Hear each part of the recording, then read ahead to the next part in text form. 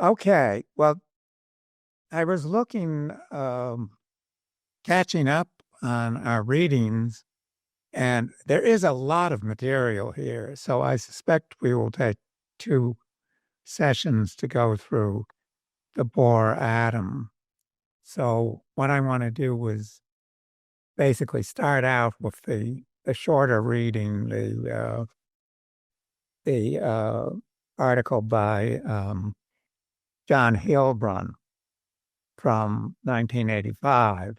Let's start out generally. Does somebody want to summarize the main burden of this article about how Bohr arrived at the Bohr atom?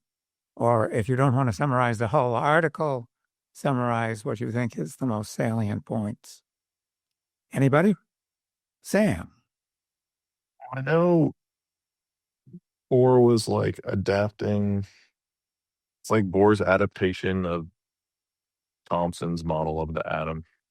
Well, first of all, did you get a chance to read the Hillfront paper? I read most of the, I read most of it and then I had to skim through the end. Okay. So, yeah. The punchline is at the end. Damn. All right. How about Robert? Did you read this article? Oh, I'm more well versed in relativity than I am in quantum mechanics. I really need to do more study. Okay. All right. Um, well, who did read the article all the way to the end? I read it, but digesting it is very, very challenging. And I think it would be best if you walk us through All right. instead of asking us to explain what this. Okay. Yeah, well, there's a lot of material. Um, I mean, I read George Gamow chapter 2 of 30 Years that Shook Physics. I thought that was more consumable, to be honest. all right. Maybe we should. I was starting with Yeah. the reason I was starting with the article is because it's shorter and actually covers less material, but maybe it's less clear. Fine. We can be flexible. So, what did you get out of chapter 2 then? Well, that we started off with Thomson's plum pudding model of the proposed composition of metals, effectively, they were talking about, but anything, obviously. The atomic model at that time, they had no idea of what it was looking like. And we went through, the article basically takes you through the stages that literally Rutherford went through to determine that what was previously assumed to be a homogeneous positive charge distribution with some electrons buzzing around had to be something based around something that looked like what we now know to be nucleuses. That's the first part. Right. So we discussed that quite a bit last time, where we were concentrating on Rutherford and his colleagues' somewhat indirect route to the realization that what they were observing was this immensely dense nucleus. And as I emphasized, this was, the second time that the study of the atom had yielded these very puzzling large absolute numbers So the first time was, of course, Thomson's discovery of the electron, something that was roughly 2,000, turned out to be 1,836 times smaller in mass than the atom, which they thought was, pretty small to begin with. They already knew from Avogadro's number how small the atoms were. And here was something that was 3 orders of magnitude smaller. And then Rutherford comes and his colleagues come up with this second huge surprise, that the physical size of the nucleus must be something of the order of 100,000 times smaller than the physical size of the atom.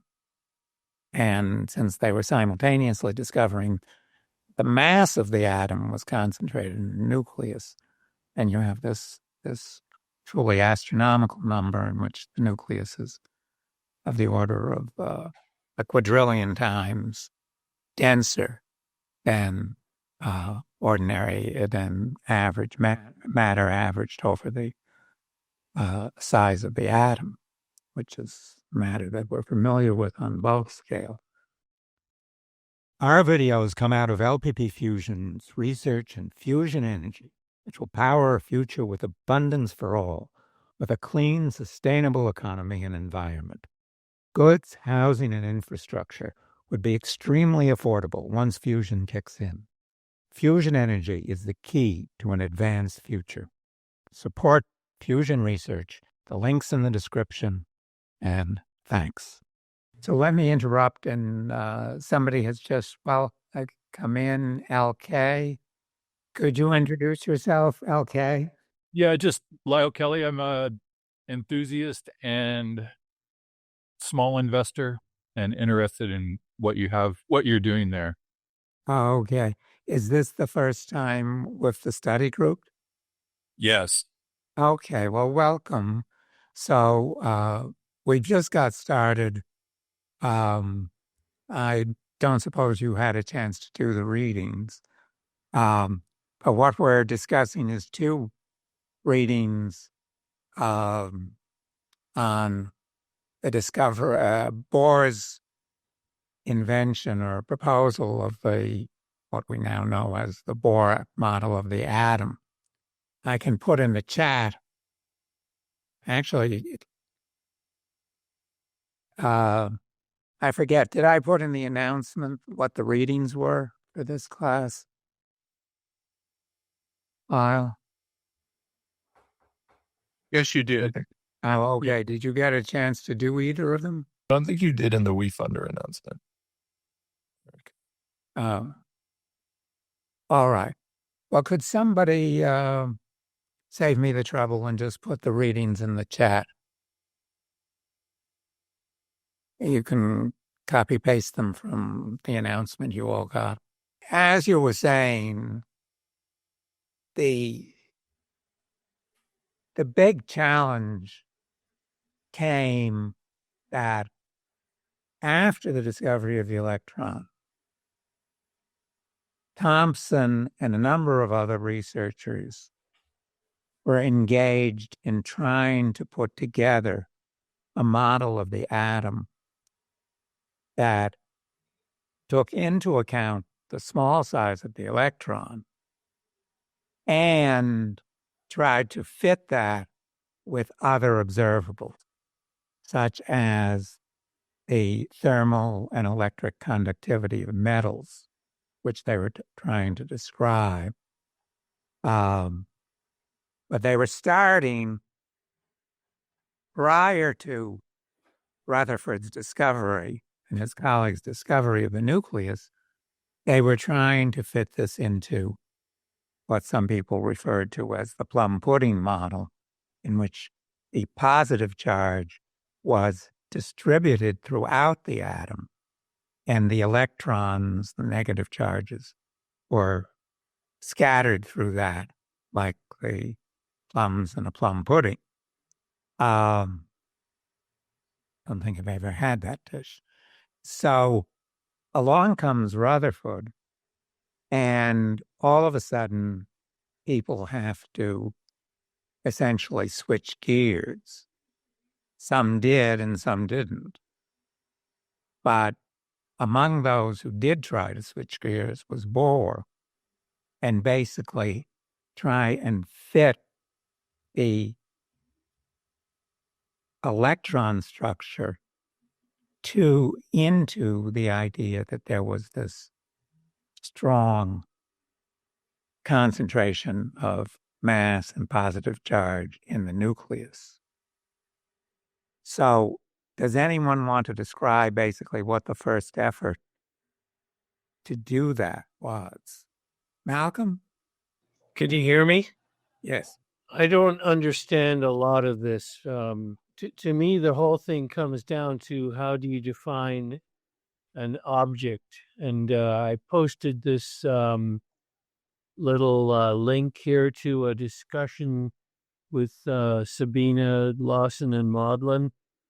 They're discussing how do you determine what you're looking at is a particle. So that's the way I take these early attempts, is trying to understand what's going to be counting as a particle.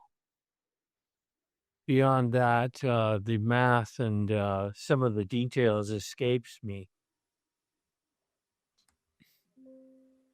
Did people find the mathematics in these readings challenging then? Was that the general feeling? I don't think The application. Peter? The application. I understand the level of mathematics, but the application of it, I still think I need to educate myself more on some of the principles behind what they're doing with the mathematics. Yeah. I was going to say there are many twists and turns, and contributions from lots of different people.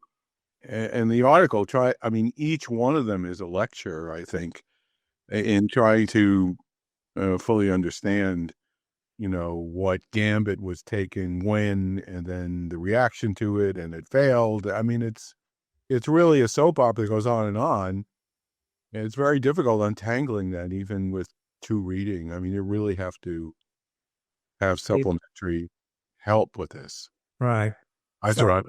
In the last two classes, well, first of all, I do want to respond to the questions from the new people. Where do you get these readings? So we're doing a lot of readings from this book, George Gamow, and you got to go to Amazon or elsewhere and buy this book. It's very cheap. So that's where you're going to get those readings. And the article I did send out as an attachment. So I sent them in the chat. So if you look in the chat, you can download them. okay, so you sent I sent the article and then a PDF of the book. links, right? Right. Thanks, Sam. Well, in the last two classes, we had readings that were basically contrasting the textbook story of the discovery of the nucleus and the discovery of the Compton effect, which was the key confirmation of Einstein's hypothesis of the existence of photons. And in both cases, the real story was a great deal messier than the textbook story. And I guess what you guys are seeing is the motivation for the textbook simplifications, which, even though they're historically inaccurate, and they do produce a certain illusion about how science proceeds, they're a lot easier to understand than the real story. So I do think it's important to understand the real story. And as I've said before, I hope that one of the eventual ways this study group is going to get out to a broader audience is that eventually it's going to become a popular textbook. And it's important to give to the general public a correct understanding of how science progresses. I mean, in our own work, this is particularly important because I think a lot of people, we've been very honest in reporting our work in the twists and turns and mistakes. And we do get some feedback, not a lot, but some, of, why aren't you proceeding more directly to the goal? Does this indicate you don't know what you're doing? And the fact is, this is pretty much the only way you can get to the goal, which is, even if you have a good idea of what you're doing theoretically, there are always zigs and zags in bridging the gap between the simplifying assumptions that you have to make to get to predictability in nature and the complexity of nature, which by its very nature is infinite in its complexity. So science is always a question of testing hypotheses, and even if the hypotheses are generally correct, we have to take the correct predictions as confirmation and the incorrect predictions as indications of what we still don't know. So I thought that the Bohr article was a good example of that process with Bohr, but I guess it does get too much into the weeds or non-specialist audience.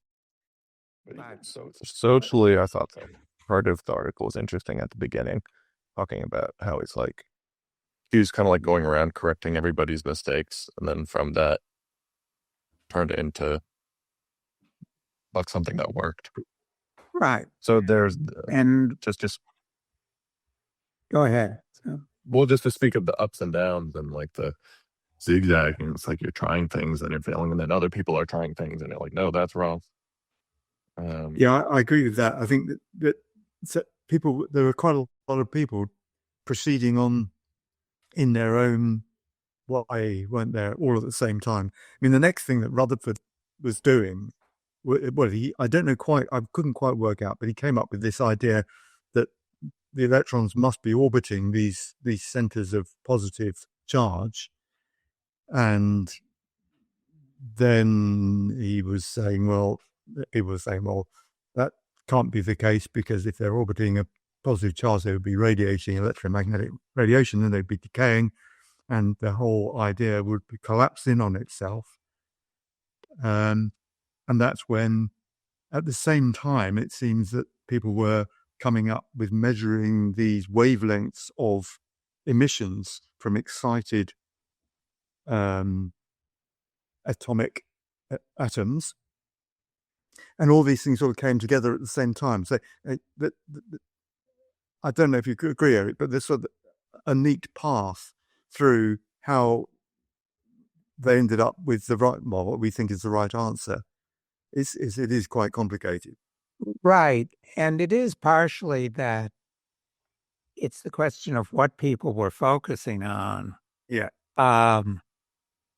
Let me just look something up. One of the things that's very important in this is Bohr's use of the Balmer series as the key to the correct answer. But Bohr was working on these problems in the late teens. I couldn't remember, but I knew it was a lot earlier. So does Does anyone know what I just looked up, which is when did Balmer discover the Balmer series in the hydrogen lines? Does anybody know? All right. So I forgot myself. So it was 1885. So we're talking about a discovery made 30 years earlier. But Bohr was actually not really aware of it, or if he was aware of it, he didn't really see it central to the problem until another scientist said, hey, why don't you try to explain this very simple formula? So again, to review the math, it's very simple. What Balmer found was that you could predict the lines in a certain part, the optical part basically, of the hydrogen spectrum by a formula that was the difference of 1 over n1 squared minus 1 over n2 squared, where in the Balmer series, the second number was 2. Now, subsequently, but again, before the time of that we're discussing in the teens, it was discovered that all the lines of hydrogen could be described by the same formula, simply having a different integer in the second part of the formula. This is always in nature a huge clue. When you have a simple formula, then that sort of says, you know, this is the lock. What's the key to unlock it, which is the explanation. So it's really the end of the story, or almost the end of the story of the Bohr atom, when, after struggling with the question of how do you combine these discoveries in atomic structure with the developing notion of the quantization of energy. So that was what Bohr set himself out to do. And the Balmer lines gave him the big clue, because the simple quantum formula that Planck had discovered, which is E equals h nu, where nu is the frequency of light, and h, of course, is Planck's constant. That said that energy is proportional to frequency. So by knowing the frequency of light, which is predicted by the Balmer formula and its generalization, then Bohr was able to go directly to energy. And that indicated that the levels in the atom were quantized by, simple integers in the hydrogen atom, which was, everybody agreed, was going to be the simplest atom. So that was sort of the end of the story. But what's interesting is, getting there, because the getting there was, you didn't have, and we're going to be spending several sessions getting to the point where people had a complete theory of how the quantum hypothesis fits in with the rest of mechanics. But you didn't have that in the teens. All you had was the idea that light was quantized, that energy levels were quantized, and then the much newer idea proposed by Einstein that light itself moved through space in the form of photons, quanta. So how do you put that together with classical mechanics, which people knew also had broad validity? So that was really what the complexity that's in the shorter paper. Maybe the best thing is, instead of my asking questions of you, why don't people ask questions of me and see whether we can come up with what is comprehensible and not comprehensible at the moment in these readings. So does anyone, well, since the gamma reading is clearer, does anyone want to say what questions they had from the chapter 2 of the gamma book? On page 48 of the book, there are the picture of these lines in the spectrum of hydrogen. And what do you call those lines again? Well, the lines that they were dealing with in the optical were called Balmer lines. That was the guy who discovered those. Oh, is that with a B? B, yes. B. Okay. So is that BALMER? Right.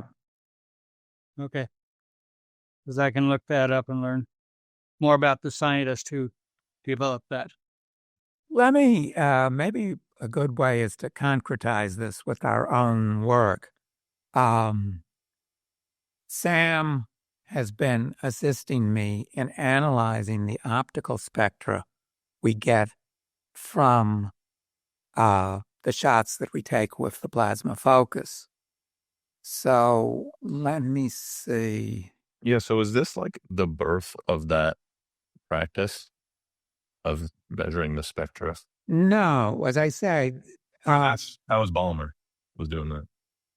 okay, yeah, let's go back a little bit in history. Let me see whether I can share the screen because one picture is often worth 1,000 words. Okay, does everybody see the graph?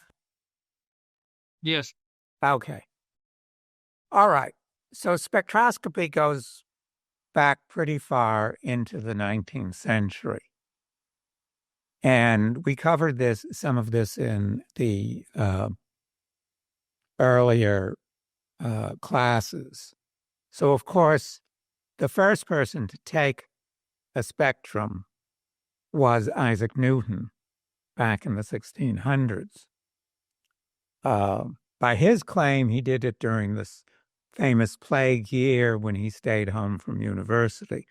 A lot of historians think that Mr. Newton backdated a lot of his subsequent discoveries to this conveniently isolated period of research.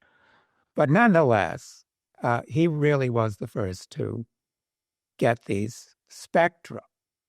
Now, much later, with the development of astronomical studies, especially of the sun, but also of chemical elements, people discovered that if you heat a substance, you will get a spectra that is characterized by various peaks, which in a normal spectra are so narrow, they're referred to as lines. And if you look at the spectra, I don't have it convenient, they do look like lines, just very bright things. So in our spectra, these lines are broadened because of the high heat of the plasma. So because the atoms in the plasma are moving so swiftly relative to the fixed observer, that broadens the lines. So you have Doppler shifts towards and away. And they're more complicated effects that are based on density. So each of these peaks is a line, and we've labeled them. So the lines that are labeled with H are hydrogen lines. And since this is the optical part of the spectrum, these indeed are the Balmer series. So the longest wavelength line corresponds to the smallest amount of energy, because wavelength is 1 over frequency. And therefore, this is the Balmer line that represents, in the Bohr atom, an electron dropping from the third energy level to the second energy level. And the reason why we have the n squared is because the energy is proportional not to the quantum number, but to the square of the quantum number.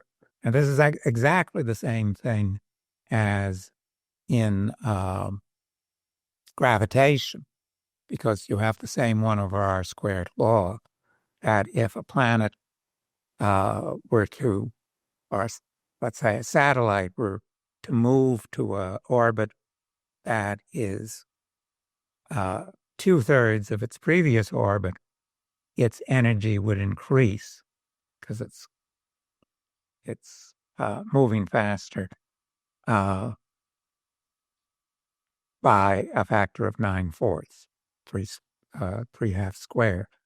So that's the first Balmer line, called Balmer alpha. And this is Balmer beta. And this one here is Balmer gamma, delta, epsilon. And these lines actually get closer and closer together because, as you can imagine from the formula, as you're going up to from 1 over 6 squared to 1 over 7 squared to 1 over 8 squared and so on, you eventually converge on a limit where you're essentially dropping from infinity down to this second level. So that's the maximum energy level and therefore the minimum wavelength. So that Balmer limit is somewhere around here. And naturally, in our device, well, not naturally, but because hydrogen is the most numerous ion in this mix, so this is a mix of hydrogen with decaborane. Decaborane is 14 hydrogens and 10 borons. These are the biggest lines. So these are very easy to calculate because the hydrogen atom only has a single electron. So these are the ones that were, when you had pure hydrogen and you heated it up, these were the only lines you got. That was known, as I say, 30 years ago. But already by the teens of the 20th century, physics was getting pretty specialized. Bohr and others were theoretical physicists who were trying to deal with these problems of atomic structure. And spectroscopy was already a fairly well-developed science, being used a lot by chemists, for example. And therefore, it wasn't tremendously surprising that somebody else had to call Bohr's attention to this. So is that a little bit clearer about what we're talking about with the spectra? Yes, Eric. The writer here makes a lot of noise about.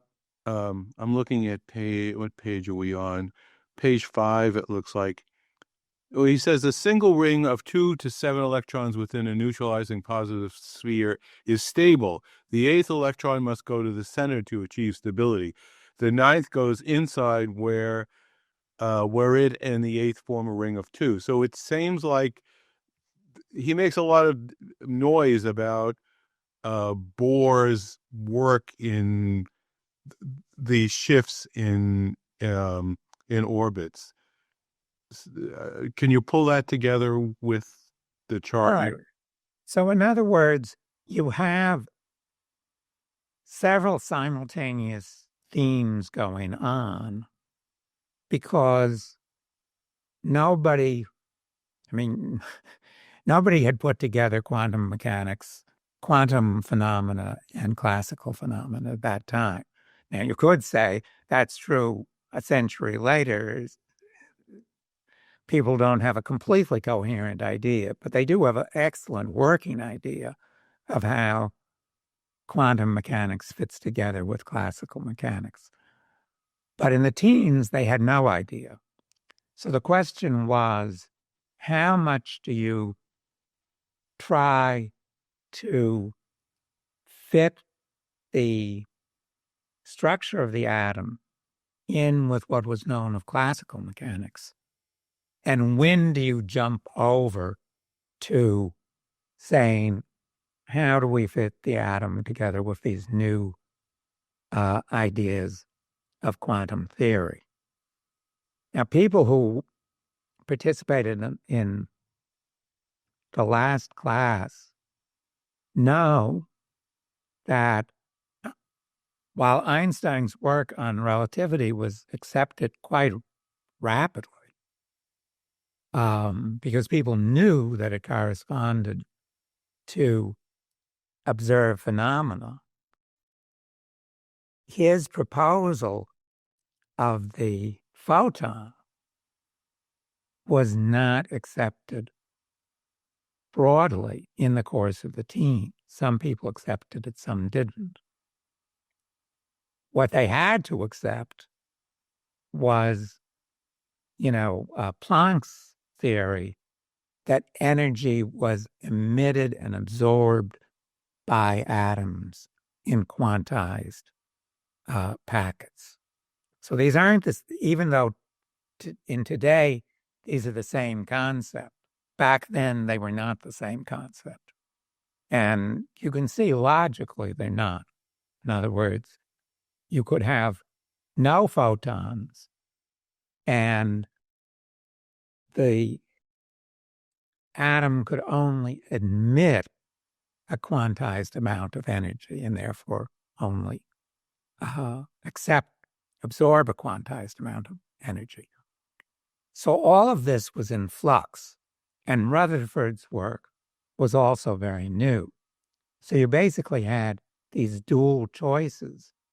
Do you go with the Thomson plum pudding regime or the Rutherford, basically solar system regime, like in the solar system where the vast majority of the mass is concentrated in the sun? Rutherford's nucleus has the over, 2,000 times as much mass as the electrons. So that was one choice. And the other choice was, how much do you go with classical mechanics and how much with quantum? And the interesting point is to get the correct answer and to prove it was correct, which was done not with the hydrogen, but with the helium spectrum. Bohr had to use concepts from classical mechanics as well as quantum. Did anybody remember what was the key thing that started to convince people that Bohr was on the right track? Our videos come out of LPPFusion's research in fusion energy, the energy which will power a future of abundance for all, with a sustainable economy and a clean environment. Goods, housing, and transportation will be affordable to all once fusion kicks in. Fusion energy is the key to building a better world now. Support fusion research, $10 a month at lppfusion.com/support. The link is in the description. Thanks. So let me see. This is on page. Was it the Pickering series? Yes, that's right. That's on the last page, on page 36. So what was the insight in the Pickering series then? Let's see. We can discover this together. That the frequency of light does not depend on the frequency of the electron. At least that's what Einstein thought. Well, unfortunately, right, that's certainly part of it. But unfortunately, he actually buries the formula and doesn't call it out, doesn't isolate it from the text. But if you look at the last paragraph on page 35, you have this formula, m over 1 plus m over mz, mz being the mass of the nucleus. So again, making the analogy with gravitation, because he was using a classical mechanics here. If you take the Earth and the Moon, in Newtonian gravitation, the Moon does not revolve around the center of the Earth, because the Moon has a significant mass compared with the mass of the Earth. Both the Moon and the Earth rotate around a center of mass whose location is determined by that ratio, 1 over mass of the Earth plus the mass of the Moon compared with the mass of the total. So in a similar way, the interaction of the electron with the nucleus of hydrogen depended on the mass of the hydrogen atom, hydrogen nucleus. So by putting in that small correction, he obtained predictions for the spectra that agreed to 3 or 4 significant figures. Now, again, comparing that with our DPF spectra, you can see that we cannot determine these lines to 4 or 5 significant figures because they're too broad. But the lines that they could determine in the laboratory were sufficiently narrow and much lower temperatures that you could get this very extraordinary agreement of 4.0016 to 4.0016. Okay, we're going to have to wind up pretty soon because I unfortunately have other commitments, so we're going to have to limit this to an hour. But we will be continuing this in January, so we'll give people an opportunity to catch up with the reading. But before we wind up, do people have other final comments or questions? Eric, I was struck, this on the last page. It says in 1915, Sommerfeld began to rework Bohr's hodgepodge theory into a formal structure.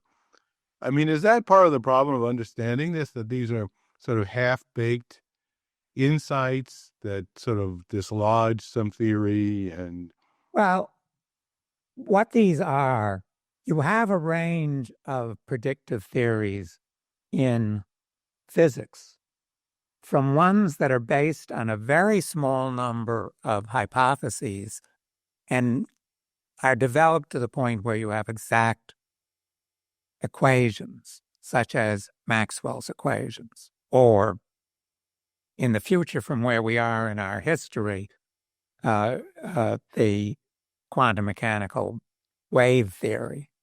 These are exact equations based on a small number of initial hypotheses.